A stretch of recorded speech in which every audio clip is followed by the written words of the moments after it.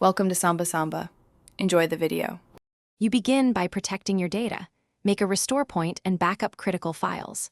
Once done, reboot into safe mode or the Windows recovery environment to avoid driver conflicts.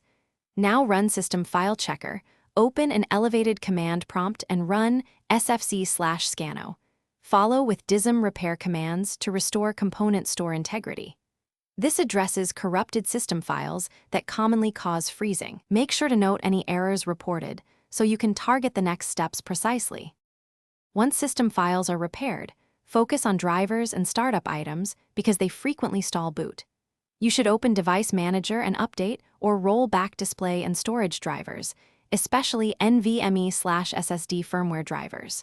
Then open Task Manager and disable non-essential startup apps. Reboot to test.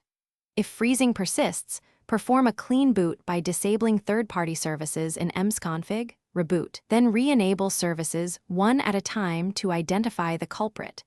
This isolates software conflicts without reinstalling Windows. Final steps target storage and recovery. Run chkdsk/f/r on system drives and use the SSD vendor utility to check firmware and health, because failing drives can freeze startup. If issues remain, perform an in-place Windows repair or refresh using installation media to preserve files while replacing system files. Make sure to keep drivers off Windows Update initially. Troubleshooting tip. If freezing continues, disconnect all non-essential peripherals and boot with minimal hardware to rule out external device or power issues. That often reveals the root cause. Thanks for watching. Consider subscribing if we helped you.